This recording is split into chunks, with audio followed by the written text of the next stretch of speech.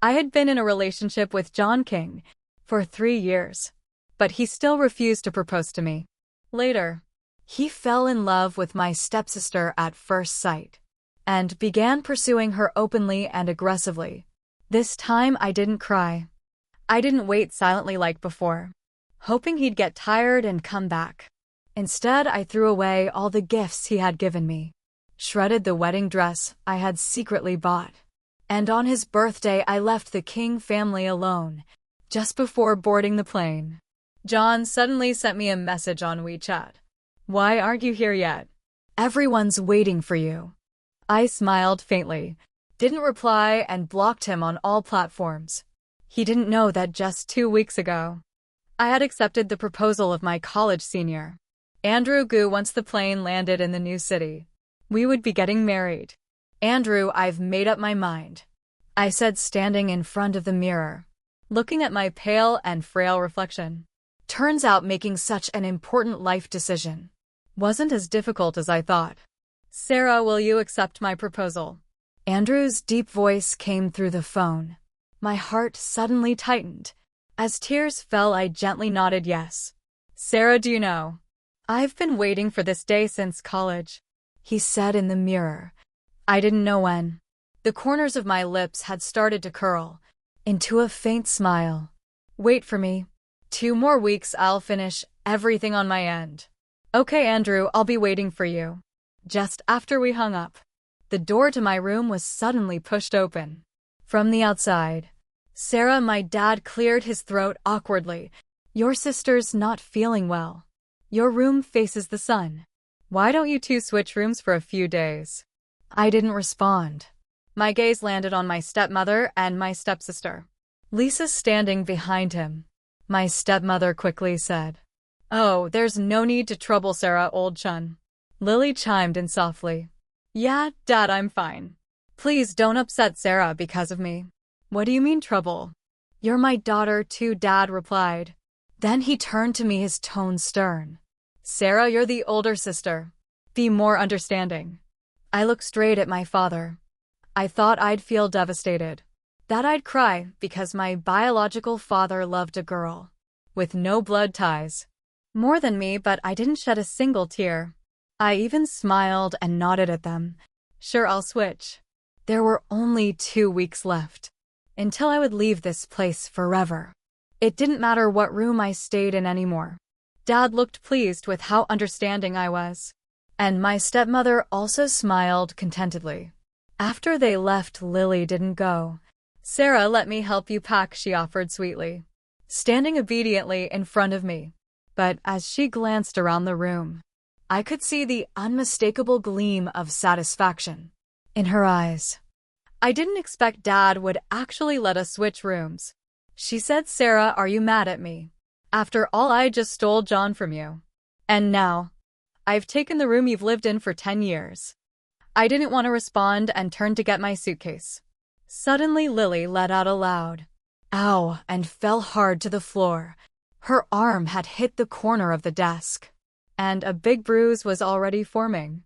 "Susie Chin, what are you doing?" I hadn't even noticed when John came upstairs. He had arrived just in time to see Lily fall. His face darkened and he quickly rushed over, carefully scooping her into his arms. "John, I'm okay. It wasn't Sarah's fault," Lily said, tearfully forcing a smile through the pain. "It doesn't hurt really. How can it not hurt?" John said, staring at the bruise on her pale arm, his eyes full of concern. But when he looked at me, his gaze instantly turned cold and sharp, like it carried the chill of snow. "Susie Chin, if you have a problem, take it out on me. Don't hurt Lily. She's already pitiful enough, unlike you. Born with a silver spoon in your mouth, pampered since birth, never knowing the hardships of life." I thought my emotions could no longer be affected by him. I really believed I wouldn't shed another tear over John King. In the end, I was just an ordinary girl. I didn't have an iron heart, nor was I made of steel. The boy I grew up with, the man I loved for 3 years, had fallen for a younger, softer girl in just a few days, and turned me into some vicious, venomous monster. I didn't want to cry. I even wanted to laugh. But the tears were already swelling in my eyes.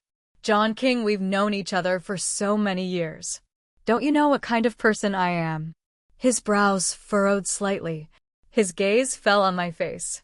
And for a second, it looked like something in his expression began to waver.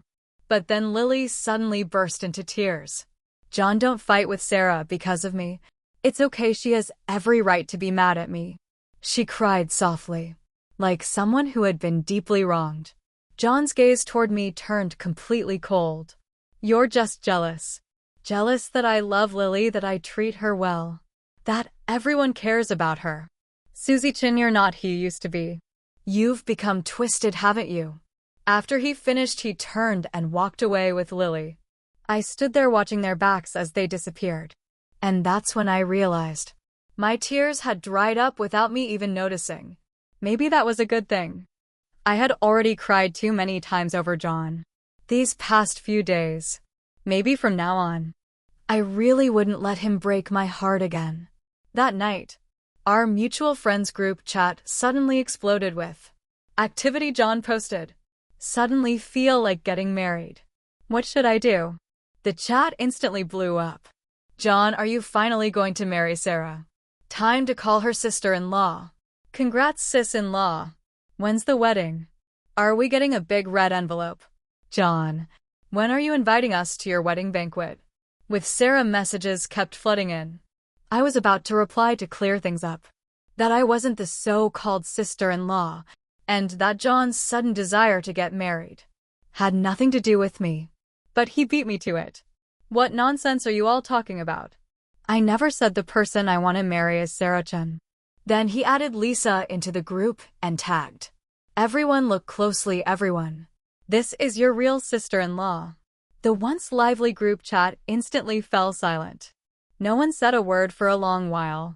John broke the silence again. What's wrong? Say hi to your new sister-in-law. One by one, a few people began awkwardly greeting Lily in the chat. I thought for a moment, then still sent a congratulations. Wishing you both a long and happy life together. Right after sending it, I quietly exited the group. Not even a minute later, John called me. Susie Chin, come here right now. You know the place, our old spot. Why, what for? I asked, apologize to Lily. Why should I? You suddenly left the group. Do you know how that makes her look? In front of our friends. His tone was cold and commanding. I don't want people bad-mouthing Lily. I'm the one who likes her. I want to give her a proper title. She's innocent. She shouldn't be labeled a homewrecker just because of your impulsiveness. I thought. I had long stopped letting him shake my emotions, but in that moment I was so angry my chest hurt. My fingers trembled around the phone, and my voice quivered when I spoke. John King, how can you treat me like this? What gives you the right to bully me like this?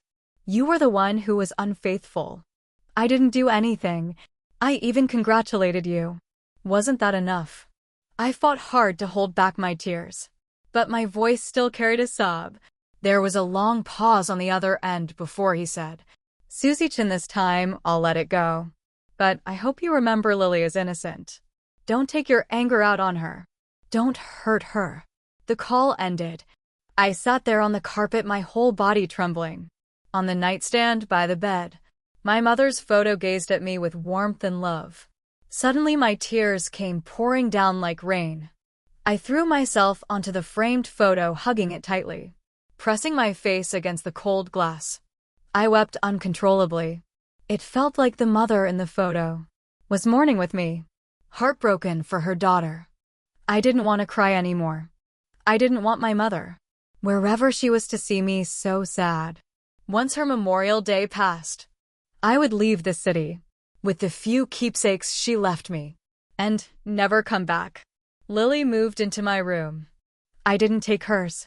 Instead, I just found a random guest room and stayed there. The blanket the housekeeper prepared for me was damp and cold. I just pulled it over myself and forced myself to sleep. It was only a few more days. I just had to hold on a little longer, and then all of this would finally be over. The next morning, As soon as I got up and went downstairs, I saw the altar in the side hall, where my mom's photo and offerings had been, completely trashed. Her photo had been thrown to the floor, the frame shattered. The image was covered with scuffed footprints. Her smiling face now seemed like it was looking at me in agony. Offerings were scattered everywhere, and Lily's dog was chewing on them. Lily stood to the side, clapping her hands and cheering. I stood frozen in place, feeling all the blood rushed to my head. Every shred of reason, every effort to stay calm vanished. Like a madwoman, I grabbed a vase and smashed it at the dog. The dog ran away in fear. Lily shrieked, her scream piercing, as a shard from the shattered vase cut her arm. "Sarah, what are you doing? How could you raise your hand against your own sister?" Dad's voice rang out. Just as Lily cried and threw herself into his arms. "Dad, help me, Sarah's trying to kill me." "You've gone too far, Sarah," Dad shouted. "Can't you see what happened? She threw away Mom's offerings. She ruined Mom's photo." My whole body trembled. Tears poured down uncontrollably. I was heartbroken and outraged for my mother. Dad only glanced at the mess on the floor, frowned slightly and said, "Even so, you shouldn't have gotten physical. You hurt someone, Sarah." "Dad," I cried. "Mom's been gone for so long already. What matters more, a dead person or a living one?" He said, his tone cold and dismissive. Lily stood there with a pale face and whispered, "Dad, my dog accidentally knocked over the offerings." I wanted to apologize to Sarah, but as soon as she came downstairs, she attacked me. I didn't even get the chance to explain. She smashed a vase at me. She lifted her bleeding arm and looked at Dad pitifully. Maybe Mom and I should just move out. You're just a dog. You don't know any better," Dad said. Then he turned to glare at me. "But what about you? Don't you know better?" Suddenly, he raised his hand and slapped me hard across the face. I was so stunned I didn't even dodge. For a brief moment, he seemed startled too. But in the end, he didn't say a word. I just turned around and walked off with Lily to tend to her wound. I stared at their retreating backs for a long time, before I even registered the burning pain on my cheek. I raised my hand to touch the swelling, and as my tears fell, I laughed bitterly. I understood now. There was no place for me in this house anymore. In the middle of the night, I was suddenly awakened by screams and crying. As soon as I sat up in bed, my door was kicked open from the outside. My stepmother stormed in crying. Before I could even react, she slapped me hard across the face. "How could you be so cruel? It wasn't enough to hurt her in the daytime. Now you want to kill her too." She collapsed into my dad's arms, sobbing hysterically. She knows Lily is allergic to peaches, and yet she deliberately poured peach juice all over her bed and pillows. She's trying to kill our daughter. "It's okay now, don't cry." Luckily, Lily took her medicine in time. "It's nothing serious." Dad gently comforted her, while glancing at me with suppressed anger. "Sarah, you've really let me down. You need to move out tomorrow. Keeping you in this house is only going to bring chaos to the entire family." My stepmother's sobbing quieted instantly. I looked at the man in front of me. He was once the person I was closest to in this world. He used to love me dearly. I was his only daughter, his pride and joy, the apple of his eye. But everything changed. I felt like a character out of a tragic novel, the heroine whose destiny was stolen, left with nothing. At first, I didn't understand. I cried, I resisted, I fought for my place. But now I've finally woken up. The bond between father and daughter, it was completely broken. The day I moved out of the Chin family home, my dad told me, "Once your mother's memorial is over, I'll bring you back home." I didn't answer. After they left, I carefully cut up and burned every photo I had, with John King and with my dad. Finally, I shredded the wedding dress I had bought 3 years ago. I had bought it in secret after John confessed his love for me. It was the dress I had dreamed about since I was a teenager, the one that made me look most like a princess. but now I destroyed it with my own hands. Next came the gifts John had given me. Over the past 3 years, there were quirky little trinkets, and also expensive jewelry. I picked out the valuable ones, and asked my best friend to keep them for me. After I left the King family, she would return them to John on my behalf. Only then would we truly owe each other nothing. As for the worthless little things, the ones meant to make me smile, I didn't hesitate. I packed them all up to throw away. I once treasured even a tiny keychain, but now when I was about to discard it, I felt nothing at all. After all that, I carefully wrapped up my mother's photo and tucked it securely into the compartment of my suitcase. Without looking back, I left the house I had lived in for 10 years. Just as I stepped out the front gate, John's car pulled up. I didn't even glance at it, but the car suddenly stopped beside me. The back window rolled down, revealing his handsome, refined face. My eyes barely swept past him, and my steps didn't falter. Sarah-chan. John's voice was slightly off. Where are you going? Dragging 2 large suitcases. I was already struggling to walk. I had no energy to chat with him, no reason to stop. So I didn't respond and kept walking. But John suddenly got out of the car. Do you want me to have the driver take you? No, thank you. I sidestepped his outstretched hand and kept walking. John grabbed my wrist. Sarah-chan, why are you so stubborn this time? If you cry a little like you used to, maybe I'll soften up again. I yanked my hand away and looked at him calmly. John King, there's no need anymore. No need to cry. No need for you to soften up again and again.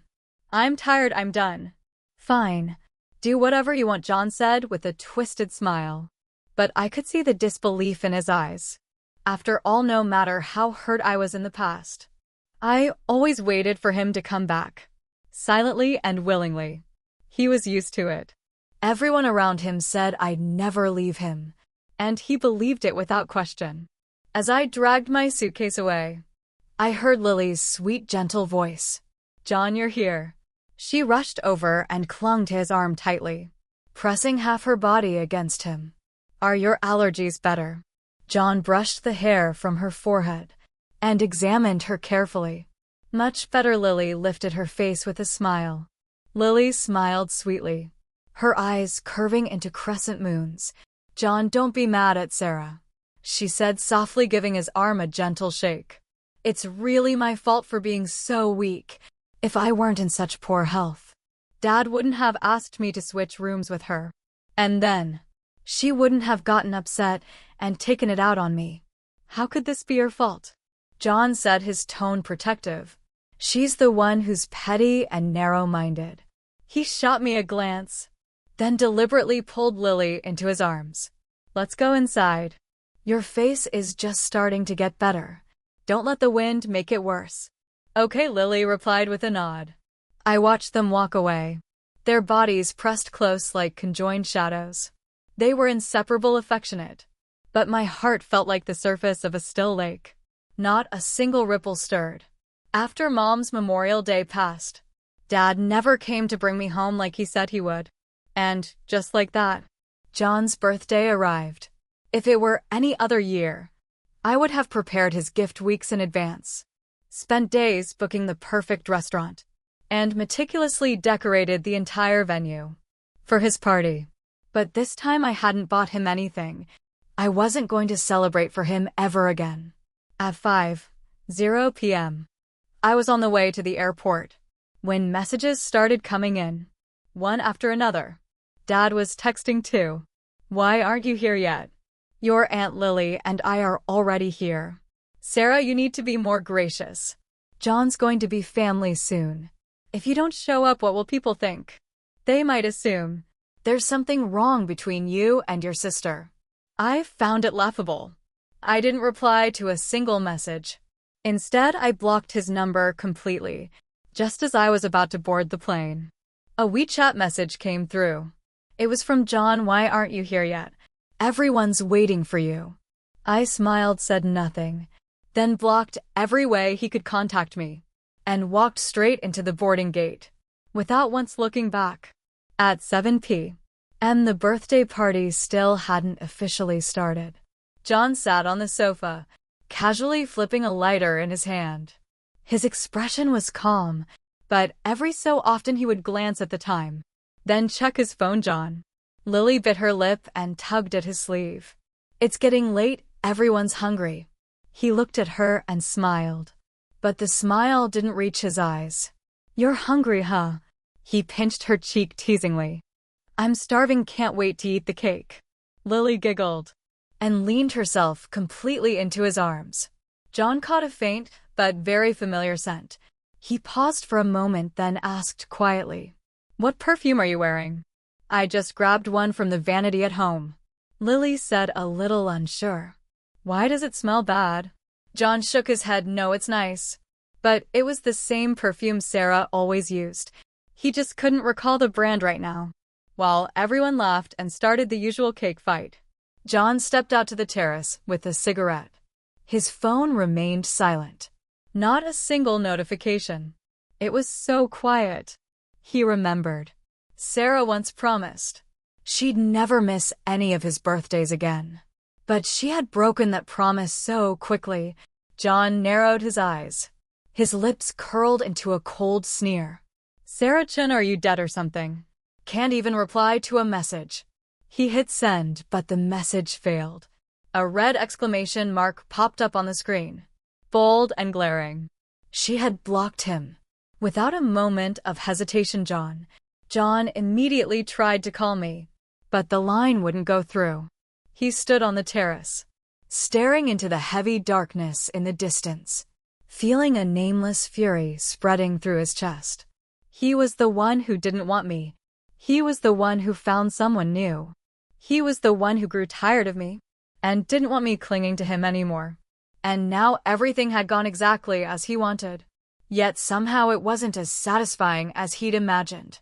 After arriving in the new city, I didn't contact Andrew right away. Instead, I met up with my closest college friend, Sierra. I wanted to share my secret with her, but I hadn't yet figured out how to bring it up. What I didn't expect was to run into Andrew at the welcome dinner Sierra had arranged for me. He was standing at the private room's entrance, in a sleek black business suit, his coat of the same color draped over one arm. The soft light behind him cast intricate shadows on the vibrant mural behind him, painting a dreamlike scene. But even so, it felt like everything around him existed, only to highlight his presence. After all these years, he looked even more handsome and composed than he had back in college. And now he wasn't just an old classmate. He was my fiancé. My cheeks flushed red. I lowered my eyes, nervously gripping the lace trim of my dress, even breaking into a light sweat on my back. Sierra, on the other hand, was brimming with excitement.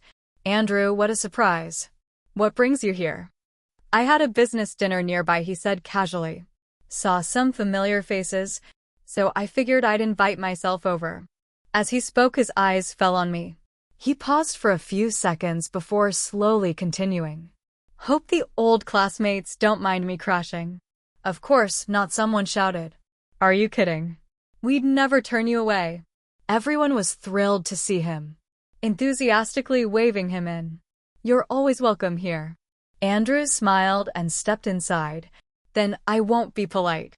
He took the seat directly across from me.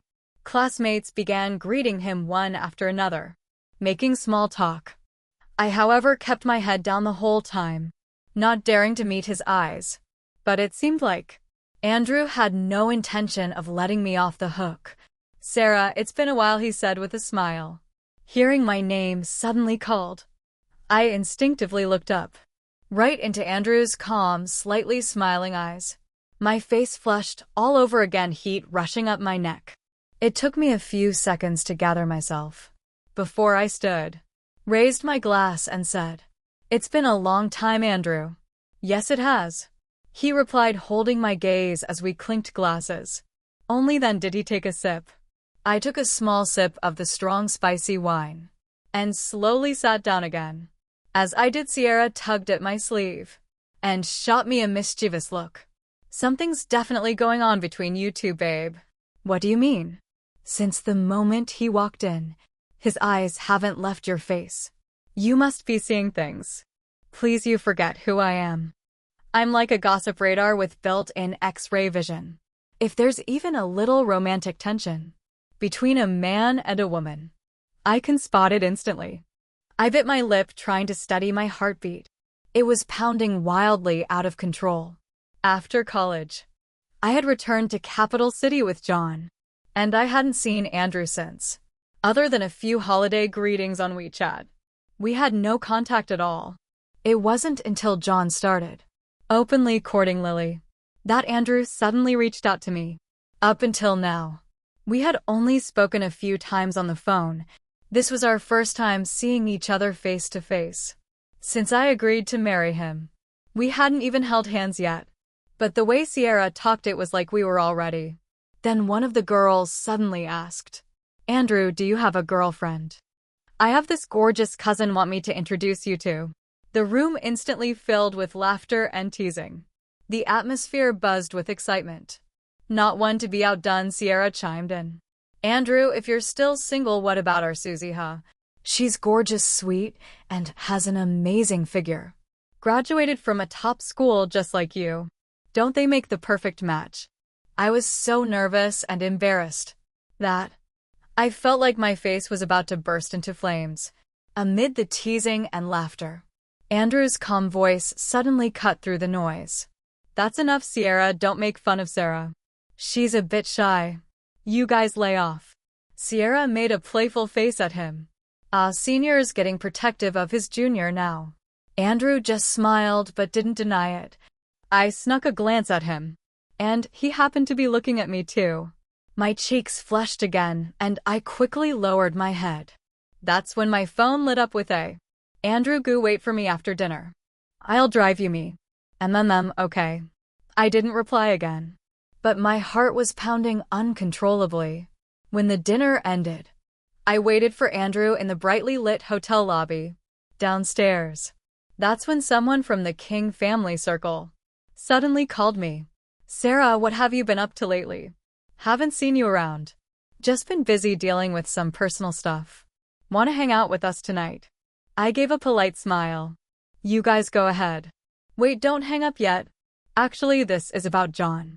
He's in a really bad mood tonight. Got drunk and won't listen to anyone. If he keeps drinking like this, he might end up in the hospital again with a bleeding ulcer. You should call Lily. John kicked Lily out just now." The voice said with a sigh. "We all know he still has feelings for you, Sarah. He regrets it." "Stop," I said, my tone flat. "John and I have broken up. His life has nothing to do with me anymore. And I'd appreciate it if you didn't call me again."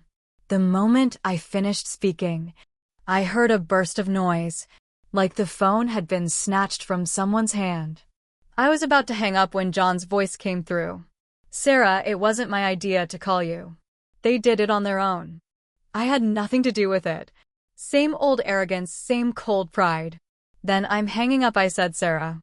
He called my name again. This time his voice carried a weight I hadn't heard in a long time. If this had been before, I might have felt sorry for him. I would have nagged him gently, told him not to drink too much. But now, everything about him had nothing to do with me anymore. I hung up after a moment. I went ahead and deleted all of John's close friends from my contacts. I had only gotten to know them through him. Now that we were truly over, there was no need to stay in touch with any of them. Sarah, in the dazzling light of the lobby. Andrew was standing not far ahead, bathed in warm glow. His handsome face looked even more soft and dreamlike under the lighting. "Andrew." I had just gotten up when he started walking toward me. Maybe it was the alcohol, but his steps were unsteady. I hurried over to support him. "Are you okay? Did you drink too much? Are you feeling sick?" He gave a small nod. "Just a bit of a headache." He furrowed his brows, his face slightly tense with pain. "Sarah, my car's outside. Can you help me to it?" "Of course, I'll walk you out." Andrew was much taller than me, and even though it was just a short distance, we staggered the whole way there. When we reached the car, I lost my balance. and accidentally fell right into his arms. The faint scent of wine, mixed with the warmth of his signature sandalwood cologne, wrapped around me like a wave. Flustered, I tried to sit up, but Andrew held me tight. Sarah, just let me hold you for a little while. Okay. Andrew, I'm not dreaming, right? You're Sarah Chan, aren't you? He suddenly cupped my face, holding me gently. At such a close distance, our breaths tangled and clung to each other. In the narrow space between us, in his slightly tipsy eyes, I saw confusion, disbelief, yearning, and a sorrow I couldn't describe. It felt like someone had reached into my chest and crumpled my heart with their bare hands. Bitter-sweet pain surged through my chest. Andrew, you're not dreaming. It's me, I'm Susie Chen. Before I could finish, his warm lips pressed softly against mine. It was a kiss, gentle, feather light, and filled with tenderness. I hadn't even processed what had just happened. When Andrew released me, he must have seen the nervousness and confusion in my eyes, or maybe caught the flicker of hesitation. I couldn't hide. He took my hand and gently guided me to sit down properly in the seat. The car had already started moving. Andrew pressed the button to raise the divider between us and the driver, sealing us in a quiet, enclosed space. That made me even more anxious. But then he let go of my hand. Don't be afraid, Sarah. I wouldn't ever do anything to you in a place like this. He reached out and brushed a few strands of hair from my temple. I'll wait patiently until our wedding night. My head lowered again and my face burned bright red. After a while, I finally looked at him and softly said, "Okay." John King was drunk again. No matter how his friends tried to stop him, he wouldn't listen. He couldn't quite figure out what was making him feel so low these past few days. Maybe it was the moment he realized he'd grown bored of Lily, that she wasn't all that special after all. Or maybe it was that he had started to miss Sarah's gentleness, her calm and understanding presence. Last time his friends called Sarah, it had actually been with his silent approval.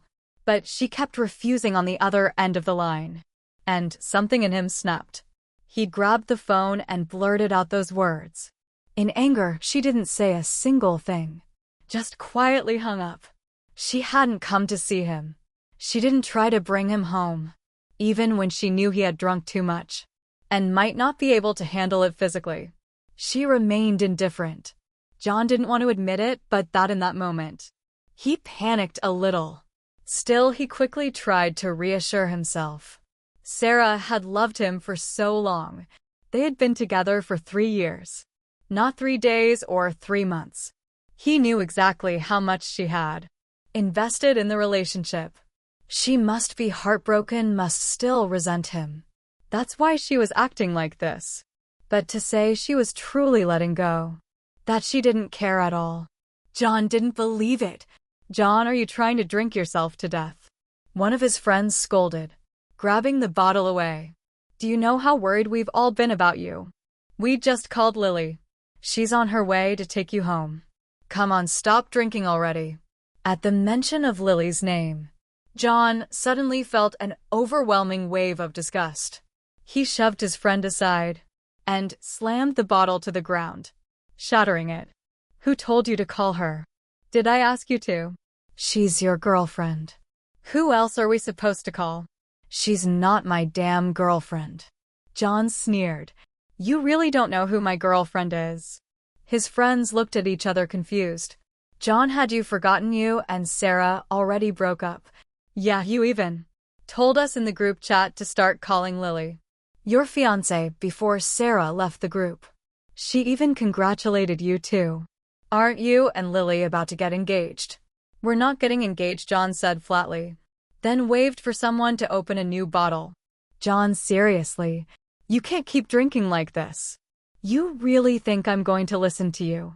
"No, you never listened to us," one of them said. "The only person you ever listened to was Sarah. If she were here, you would have gone home with her without a fuss.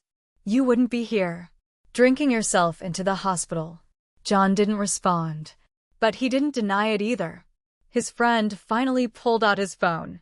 "Fine, I'm calling Sarah right now. If you won't listen to even her, then there's nothing else we can do." But what none of them expected was that the call didn't go through. Every friend in the room tried. Once, Sarah had blocked and deleted all of their numbers. The air seemed to freeze over. John sat on the couch, his gaze heavy with frost. Maybe she's just too angry." "Yeah, John," someone added. "After all, you were the one who ended things so decisively, and then started dating the girl who's technically her stepsister. Anyone would feel hurt, even betrayed." "She's been living alone lately," another said. "My cousin saw her coming back from the cemetery on her mom's Memorial Day. Her eyes were so swollen she'd clearly been crying." "John, maybe you should go to her apartment, talk to her." John suddenly remembered the day Sarah moved out of the Chin household. She left without turning her head, dragging 2 massive suitcases behind her. That house had been hers, her family, but then the home became Lily and her mother's territory. And their father, their shared father, became Lily's dad instead. And he had been so easily drawn to Lily's youth and sweetness. He abandoned Sarah without hesitation. Now all John could see was the look Sarah gave him. That day, the final one. Calm, emotionless, not even the slightest ripple of feeling, as if he were just a stranger, someone insignificant passing through her life. He stood abruptly, ready to leave, only for the door to swing open. Lily stepped in. "John," she said softly, her voice as delicate as ever. Her large, pretty eyes shimmered with moisture, always on the verge of tears, always looking like someone had wronged her. "Why are you drinking so much again? You'll be complaining about a headache tomorrow," she chided, gently looping her arm through his.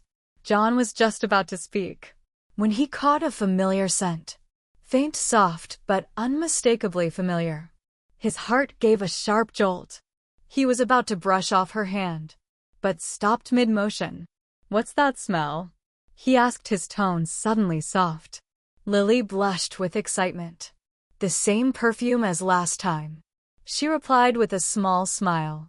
She nodded. "Yes, it's still the same one." Her face lit up, but deep inside resentment quietly crept in. She had taken that perfume from Sarah's vanity.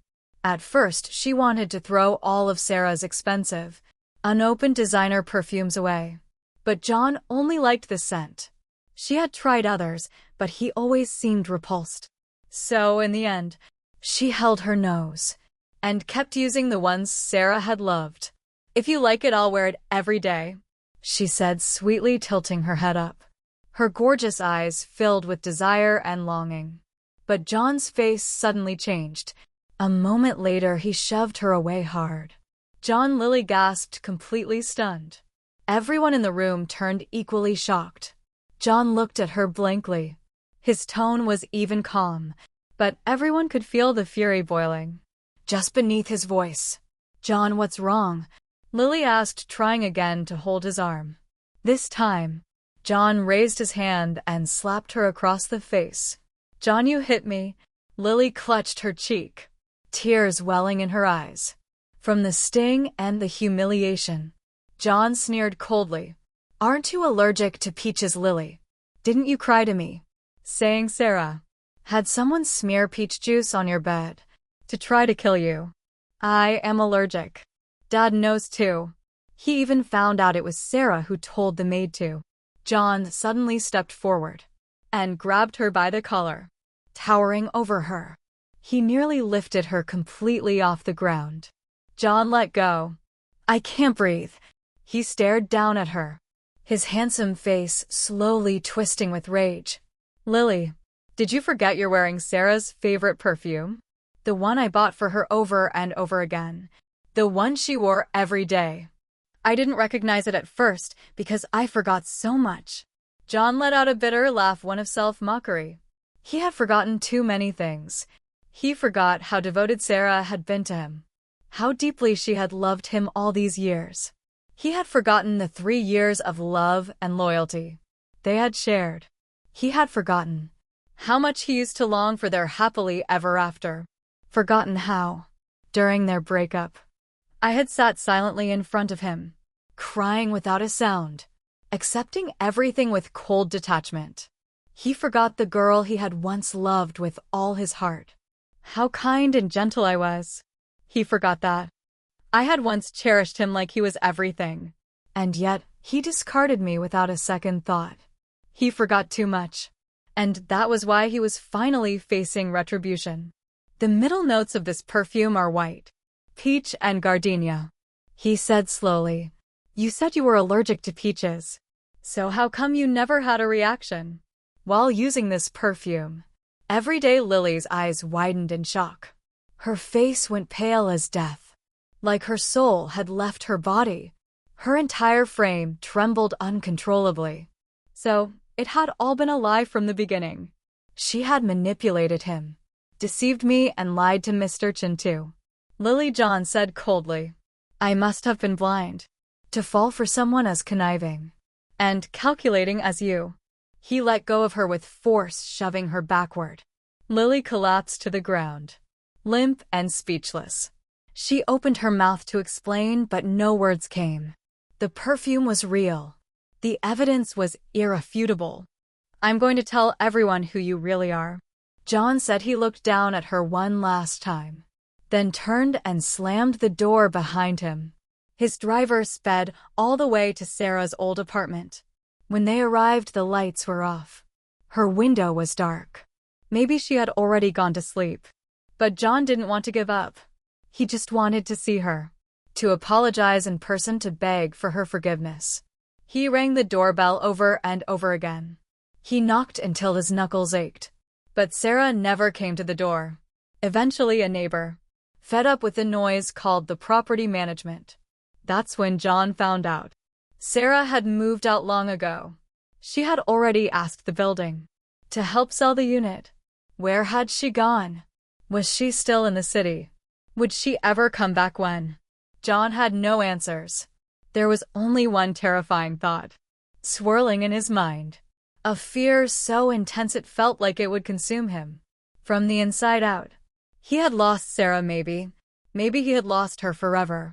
All the lies and manipulations that Lily and her mother had used to smear and frame Sarah finally came to light. Even the housekeepers at the Chen residence stepped forward to defend Sarah and speak the truth. The day Lily and her mother were thrown out of the Chen estate, they were in complete disgrace, like drowned rats, beaten and humiliated by everyone around them. John stood in the garden, among a bed of withered begonia flowers. His eyes suddenly turned red. Begonias might bloom again after they wither, but some people, once they leave, they never come back. In recent days, Mr. Chen had tried repeatedly to get in touch with Sarah, but every time the call connected and she heard their voices, she would hang up in silence. When she left the city, she not only took her mother's belongings, she also took all of the inheritance left to her. Now, the Chen family was nothing more than an empty shell, and they all knew she was never coming back. Not far off there were angry voices shouting, cursing, crying. It seemed that now, with their dream of wealth shattered, Lily and her mother finally revealed their true, sharp-tongued and vicious natures. Open your suitcases. We're inspecting the luggage, came the cold command. Standing on the steps was Mr. Chen. He looked tired and worn, like a man who had aged 10 years overnight. John looked at the old man, head bowed in shame, and realized he was just as pathetic, just as foolish. How absurd it all was, that they had once driven away someone as good as Sarah Chen. For women like that, this was karma. Swift, brutal karma.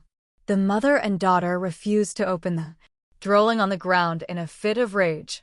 But it was no use. Every single one of the dozens of massive suitcases was forced open, and beneath piles of neatly folded clothes were stacks of designer bags and luxury jewelry. Aside from their clothes, don't let them take anything else. Mr. Chen's face was dark with rage as he gave the order. The mother and daughter duo screamed. and threw themselves forward, trying to snatch back the jewelry. But the bodyguards shoved them aside. Not only were the valuables in their suitcases seized, even the jewelry they wore on their bodies was stripped away. Lily fought so violently that her earlobe was torn. Blood dripped from her neck down to her chest. The sight horrifying, but the father who had once doted on her didn't even glance her way. He waved his hand, like shooing away a pair of disgusting flies, and ordered them to be thrown out. As they were dragged out the front gates, Lily still wouldn't give up. She clung to the gate post screaming, "John, you can't do this to me. You can't, I'm pregnant. The baby is yours. You have to take responsibility." By the end, she had completely lost her mind, screaming like a woman possessed. Mr. Chin turned back and looked at John. John felt nothing but revulsion. He wanted to laugh, but he couldn't even bring himself to smile. How had he ever fallen for someone so despicable? "Mr. Chin," John said, stepping forward to face the older man, whose hair had gone half white. "I never touched her. I swear I never laid a hand on her." That's good, that's good." Mr. Chin let out a long, weary breath. He waved his hand again, and the bodyguards dragged the women out. The screaming and chaos finally faded into silence. The sun dipped low on the horizon, casting its final light over the vast estate. Both men stared quietly at the wilted bed of crab apple blossoms. In the garden, crab apple trees had gone dormant. No one knew when they'd bloom again. They were Sarah's mother's favorite flowers. After her passing, Sarah had lovingly tended to them. But now Sarah was gone too, and the flowers, sensitive as they were, had withered with the coming of spring. Mr. Chin wiped his tears. "I failed Sarah, I failed her mother. I failed them both." He choked up. "John the first lost my mind. I promised her mother I would take care of Sarah, love her like my own. But I broke that promise. Do you think I'll pay the price for that? How hurt she must have been. How wrong she must have felt." He looked up again. "John, the photo of Sarah's mother has been repaired. I'll have the entire house renovated. Do you think Sarah will come home?" John didn't know. Maybe deep down he did know the answer, but it wasn't one he wanted to admit. Under the heavy dusk, he forced himself to hold back his sorrow. "Mr. Chin, Susie has always had a soft heart." He couldn't finish the sentence. They both knew. They knew exactly what kind of person Sarah was. And yet back then they had treated her so cruelly, so heartlessly, as if under some inexplicable spell. They had driven her away and hurt her so deeply. My wedding to Andrew was held the following spring, just like we'd promised when we were young. My best friend Sierra was my one and only bridesmaid. I didn't send invitations to anyone. Back in Capital City, not a single relative or old friend. But somehow the news still got out. On the day of the wedding, my father and John both showed up. Andrew came to ask me how I wanted to handle it. The makeup artist was applying my makeup. I instinctively looked up and saw myself in the mirror, my reflection, alongside the man who would soon become my husband. The bridal makeup was heavier than usual, making me look different than I did on ordinary days. But in that mirror, I looked like one of the blooming crab apple blossoms Andrew had planted just for me in our future home. Shy, radiant, yet quietly stunning. And standing beside me in his sleek black tuxedo, Andrew looked impossibly handsome. We exchanged a look. In that brief moment, there was a shared smile in both our eyes. "I don't want to see them," I said softly. Andrew didn't hesitate. He nodded. "Okay, I'll have someone ask them to leave." Good. Even now I had no desire to see them again. Some scars once left in the heart might fade slowly over time. But in this life some ties are too thin to hold on to, and I no longer wanted to force myself to keep holding on. Once everything was in place, I stepped onto the stage in my white wedding dress, bouquet in hand. Andrew couldn't even wait for me to reach him. He reached out his hand, eager to take mine. I reached out to him too, and in the chorus of blessings, surrounded by the sound of laughter and joy. Our hands finally clasped tightly together. Andrew leaned down and kissed me, completely oblivious to anyone else around us. The kiss was long, so long that I felt like I might forget how to breathe. Only then did he finally pull away. When the wedding ring slid onto my finger, he leaned close and whispered in my ear, "Sarah, I love you. I've loved you for a long, long time. And I'll love you for a long, long time after." I looked up at him, smiling with eyes that shimmered with tears. "Andrew, I'll try my best to love you too. To love you well." He pulled me into his arms, gentle and full of warmth. Okay, that day the wedding was lavish and grand. But even more than that, it was romantic. John and Mr. Chun never stepped a single foot into the ceremony. Yet neither of them chose to leave. Mr. Chin didn't make it to the end of the wedding. Midway through, he had a sudden heart attack and had to be rushed to the hospital. He was saved but remained in a coma. John, on the other hand, stayed until the end. For some reason, Sierra, my best friend, had never blocked him. And, because of that, John saw almost every photo and video of the entire wedding through her social media feed. He had already known before the wedding that Sarah's groom was Andrew, her senior from college, exceptionally talented. He remembered praising the guy once, back when he and Sarah were still at a make. He'd gotten jealous every time Andrew's name came up. Eventually, Sarah stopped mentioning him. She even went out of her way to keep her distance from Andrew. Yet, in the end, despite everything, she had still married him. As a man, John could see it with just one glance. How deeply Andrew loved her. In every photo, every clip. The way Andrew looked at Sarah, it was filled with devotion and focus. John saw his old self in those eyes. He had once loved Sarah like that, until he thought he'd grown tired of her. Until a younger girl stole his attention and tempted him away. Until he lost her. And when he finally woke up, realized what he'd had, it was already too late. Andrew's car carried her away. Were they going home to their new place now? John couldn't put into words the bitterness and ache in his chest. He had heard they'd planted a whole garden of crab apple blossoms at their new home too. And now, in the full bloom of spring, it must be the most beautiful time of year. Those flowers must be blooming just as stunningly as she did. On the drive back to Capital City, John crossed a highway bridge late at night. There wasn't a single soul on the road. He floored the gas pedal, pushing the car to its limit. Then suddenly turned the wheel sharply and shut his eyes. The speeding vehicle slammed hard into the railing. And after the crash, everything went quiet. The crab apple trees would bloom again. But they would now bloom in someone else's garden. If there was a next life, John wished he could go back to the year Sarah had just gotten out of grief when they first met. And this time he would love her the right way.